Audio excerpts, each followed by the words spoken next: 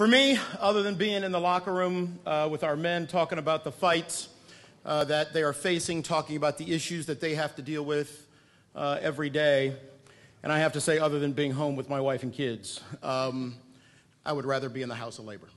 And I am proud to be with each and every one of you guys this morning. So, anything going on in the news? Today I thought it would be a good way to talk about things that face men and women who work for a living than to sit back and spend a little bit of time talking about the wonderful, peaceful life of a union leader, how we just find time to fill a day, not worrying about any of the issues that tend to pop up during speeches in Huntsville, Alabama. It's an easy job. You know, I'm just thankful that I've got enough time, like I said, to fill a day. The weekend after our men are called an expletive from the bully pulpit of perhaps the highest office in the country, and a couple days after they referred to our men's mothers as an expletive, and calling the NFL owners weak for not firing men for standing up for their rights, Sunday changed the speech that I was going to have today. And I would argue that on that day where men from different backgrounds all across the league joined arms and knelt, while it was a tremendous display of unity, while it was a wonderful rebuke to the words of hate, the one thing that I hope that we could talk about today is what each and every one of them did was not only the right thing for their locker room, but it was quintessentially American. It was American. And I would argue that in the same way that those men made a decision together to stand up to words that divide us, that it is that stand together that has indeed made America great at times when we were not at our greatness. And what that simply means for me today is that is not, or this is not, a demonstration that necessarily every player in the National Football League wanted. It's not a fight that any of them picked. It wasn't an attack that they leveled on anyone. And with all due respect to John Elway, when he said, let's get politics out of football, on a certain day, someone dragged football into politics. And our men responded with a greater respect than the respect that they initially received. So this was the context that I started thinking about this talk this week. And most importantly, as I was on team visits, I visit all 32 teams every year in 10 weeks. So I do my best to remain married. I ask forgiveness a lot, and the florist in our neighborhood is my best friend. So as I was walking through one of the airports, I got back to Dulles, I think probably around midnight one night. I looked down and I saw in the room where they sell magazines a picture of last week's Sports Illustrated. I reacted to the cover with a sense of disbelief because on the cover it depicted two basketball players, and underneath those two basketball players and the other people in the picture, you can see that it's LeBron James in the front, Steph Curry in the middle, and all right. A nation divided, sports united. The player who first took the knee is not on the cover. The football players who took the knee are in the back row. And while I love the courage of our brothers in the NBA and the courage of our brothers in the MLB, I couldn't help but be shocked that yet another owner made his way into the second row. And in some respects, I even have a complaint about the tagline, "A nation divided, sports united." The best thing I can say is that the article on the inside was better than the cover. So let's leave it at that. But what it did remind me of is this issue that we must constantly face, because in the same way that that Sports Illustrated cover struck me, I hope it strikes you as an attempt to airbrush history. And when we allow ourselves to be influenced by things that are not true, when we attempt to make things sound a little bit better than they actually are, if we pretend that our country isn't going through turmoil, if we agree that we are not going to talk about these issues, if we make a decision that we are going to put on some facade that everything is okay, I will tell you that we will have a repeat of exactly what happened a few weeks ago. Someone poked through the surface. Someone poked through the terra firma that everything was okay. And when they poked through it, they found out that there was lava underneath. And so today, I want to talk a little bit about what it means for our union to deal with the attempt to airbrush history, and how our men instead exercised their duty to be free, and as a result, found a way to discuss and talk about the issues that matter in America. And the one thing I am proud about, most proud about, and I will say it again at the end, is that I honestly believe that the best conversations about race and class and inequality and injustice are taking place in the locker rooms of the guys you cheer about on Sunday. And for that, and perhaps only for that, will I ever say thank you for calling us out in a speech. I can tell you that when we look at the history of our country, yes, politics has always been intertwined with sports. Just the names alone are evocative. Muhammad Ali, Eric Henry Lytle, John Carlos, Tommy Smith, Arthur Ashe, Billie Jean King, Carlos Delgado, Shawn Green, Jackie Robinson, Branch Rickey, Bobby Mitchell. They all are not only the names of individuals, but each and every one of them, when we hear their name, we not only think about the wonderful things they did in sports, but we can't help but to react emotionally to the issues that they confronted, and sometimes, most importantly, the issues they made us confront.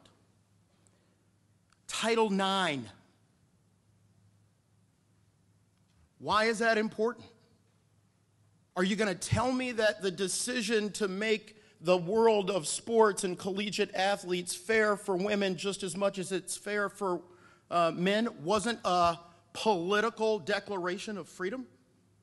Of course it was. Don't ever tell me that there is no place for politics in sports. There's a place for politics and rights and freedoms everywhere. We like to tell stories backwards. And in the same way that we tell stories to our kids, we are comforted by the fact that we know how the story is going to end.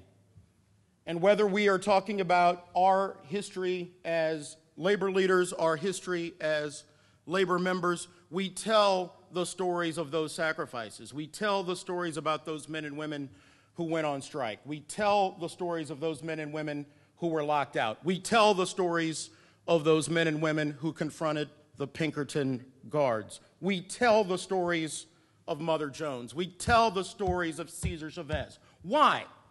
Because they're important. But each and every one of those stories we tell from the perspective of knowing how it ends. Well, right now, the players of the National Football League in this entire country are in the middle of a story where we don't know how it's going to end. And the beauty of that, and I will say sometimes the ulcers that come from it, are thrilling. Someone asked me, how are your guys doing? Our guys are great.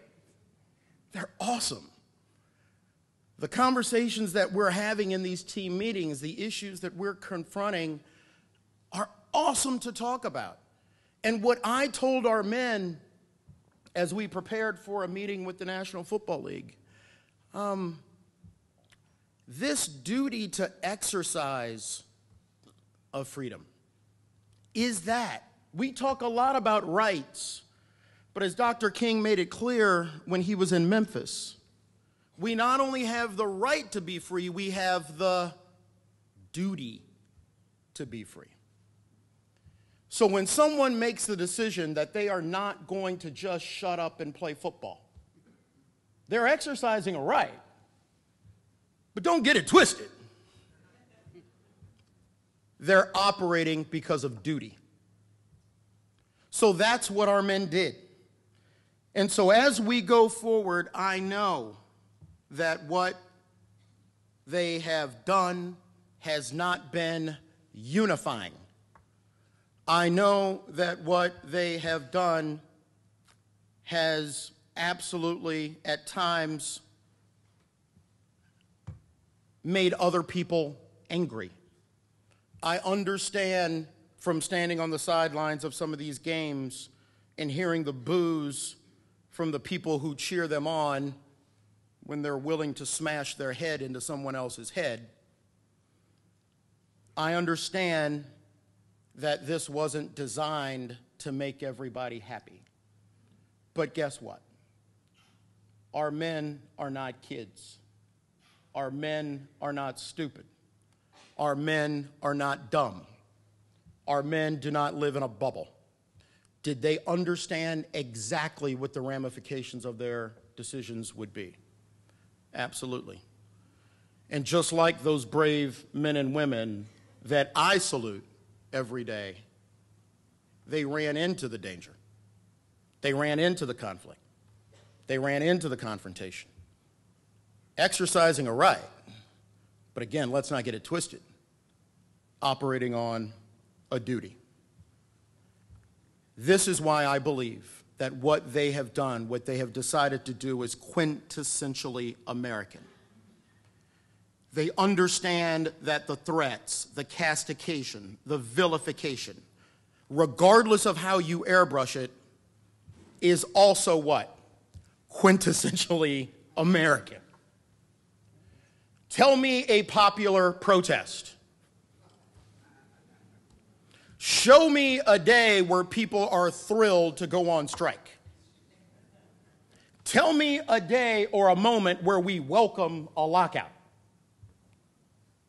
At the same time, I can tell you that the men and women who sat at those lunch counters knew that they were walking into confrontation. That the children, and let's not forget this, the children who marched in the Children's Crusade in Alabama knew that they were going to be incarcerated. The men and women knew that there were fire hoses. The men and women knew that there were dogs. The men and women knew that there were billy clubs. At what point in time do we really believe that any of those people were under some sort of misunderstanding that this was going to result in a little bit of drama? It's quintessentially American. And it was on the sideline last week in Baltimore when something else hit me and made something every now and then a little bit clearer than it had been before. I was there on the sideline of the Ravens, saying hello to the Steelers beforehand, talking with great men like Al Villanueva, former military member who's now still a Patriot, but also a Steeler, still a father, still a brother, still a husband, still a son. And I noticed that as we led up to the national anthem, it wasn't lost on me, because I had read it beforehand, that the national anthem singer who had sung the national anthem at the Baltimore Ravens games for the last 3 years, who was a military veteran, wasn't there that day. And he wasn't there that day because it was connected to the protest of the players. But let's not get it twisted. Let's stay with the facts. He wasn't there in protest of what the players were protesting. He wasn't there because he made a decision that as he continued to sing the national anthem for players who were protesting, he was struck by the hate mail of the fans who criticized him because he failed to criticize the players. How twisted of a world can we be when Joey Odoms, supporting the right of protest, says, most fans accepted me as a veteran, a former 911 operator, a patriot, a singer of the anthem. But far too many fans seem to reject issues that affect not just me, a black veteran and an American, but all of us. Fans who attack players for protesting a right which I fought to defend are simply not interested in understanding why. And that's the reason I'm resigning. So it is in the context of all of that that I see a group of Baltimore Ravens, minutes before the national anthem, join hands and kneel. Not during the anthem, before the anthem. And they're booed. Is it about the flag? Is it about the anthem? They booed as a group of brothers joined hands as a team to draw attention to the issues that were going on in their community, who had decided that they were going to stand and rise for the anthem, but they were nonetheless booed. It's not about the flag. It's not about our anthem. Our men are sons of military members. Our men have deep connections in law enforcement. We have men who served in the military. But we also have men who come from different backgrounds, from different life, from a different experience. And to borrow a line from James Baldwin, when you look at the issues in America, you see them from the perspective of your own reality, not the reality you want them to have. And so today, and I want to close on this, our rookies, for the most part, were born in 1995.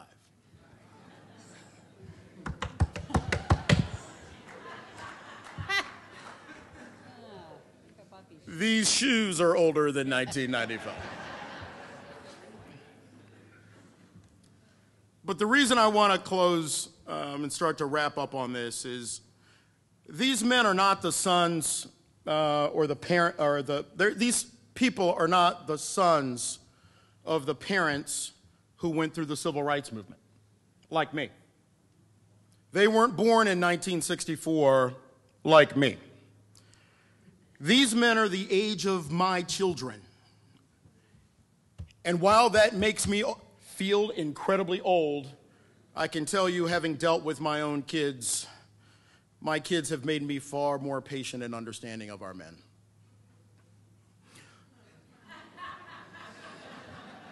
For those of you who have children, you know what I'm talking about. We love them, but we have a lot of conversations. These men are not the sons of parents who went through the murder of 4 children in Birmingham. They're not the sons of parents necessarily who went through the agony of hearing about the loss of Medgar Evers, the loss of Dr. King, the loss of Bobby Kennedy, the loss of Malcolm X. Their frame, unlike me, is not as sons and daughters of parents who know about George Wallace, who know that it took the federal government and federal troops to integrate schools across our country. Their frame isn't the conflict, the direct conflict of someone from the federal government enforcing the rights of the Constitution being confronted at the door of a state official who made a decision that he was not going to allow the blessings of liberty to be given to someone based on the color of their skin. They are all 2 generations removed from that. And where I want to close is with this. They are 2 generations removed from what I considered to be nearly a direct connection to the fact that my father worked on a sharecropper's farm as one of 14 kids who only went to school when it wasn't planting season. So for me, the lessons of the civil rights movement and what it meant, what it means for the Constitution, for me, it was a little bit easier to understand. And yet, as I walk into a locker room or walk into a team meeting room, I can see a 11-year vet who grew up in the Midwest, who went to school on the East Coast, whose color is different from mine, sitting next to a guy who grew up in an inner city, went to Stanford. I can see a young man who is African American sitting next to someone who is Hispanic. I know that they are all making different amounts of money. I know that they come from different backgrounds. I know that they come from different religious beliefs. I know that they come from different socioeconomic conditions, and yet, in the most polarizing, perhaps, of climates over the last few years, a group of, as we say, millennials, who we like to think don't pay attention, who we like to say have a short attention span, who we like to say live in a bubble amongst themselves, and who we like to say sometimes they just don't get it. Those incredibly young group of men are having discussions in their locker rooms about race, class, and inequality in a way that is in stark contrast to the chair-throwing, screaming that I've seen go on at town hall meetings. They're having better conversations than the scream fest that I see on our network news that pass as quote-unquote debate. And they're having better conversations than the cowards want to have on Twitter. Right? So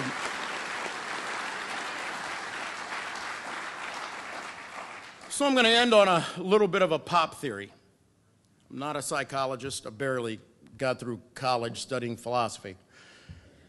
And my professors would tell you that. My theory is this. They're having those conversations because for whatever great reason of providence, they have learned what it means to demonstrate leadership. They are having those conversations in a wonderful way because in the ecosystem of a locker room, you can't unfriend someone, you can't unfollow them, you can't switch the TV off, you can't put your fingers in your ears, you can't turn away and you can't walk out the door, right? They're having those conversations because they respect each other and they have found a common denominator of respect for you as a man, for you as a person.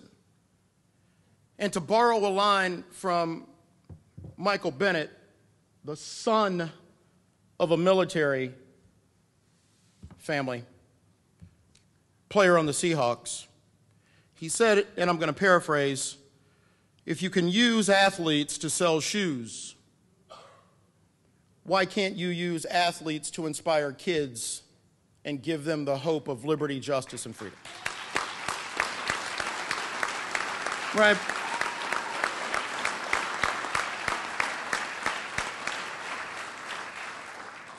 And I can look at Chris Long, second-generation football player, son of Howie Long, Hall of Fame, fellow UVA. Got to throw out the UVA restaurant, you know. Just a little bit of a UVA reference. Chris Long said that I come from a completely different background of these guys. But when people that I respect at work have something to say, you know what I'm going to do? I'm going to listen to them. So I think that as we fight the airbrushing of history, let's embrace the fact that maybe the youngest among us, and to borrow a line of scripture, perhaps indeed a child will lead us. And maybe the lessons about how we can talk about race and class and inequality, maybe we take a lesson from a group of our men who are incredibly young, but exercised a duty and somehow found the ability to talk and the ability to listen. I want to close on what we do as a union. Our job is to teach. Our job as union members is to inspire. Our duty is to preach the fact that we are all in this together, that none of us can turn each other off. None of us can walk off this planet. I guess you can, but you have to come back. We can't unfriend social inequality. We can't unfollow racial injustice. We can't click the TV off and turn to a new network of rights and freedoms. And so I want, at the end, to show what we do as our union to teach our men about what it means. I love them. So on behalf of the players of the National Football League, thank you very much for having me. Thank you for this wonderful opportunity to speak to you. Thank you for fighting for labor. Thank you for fighting for the rights of our friends. And whenever you need us, we will be there for you.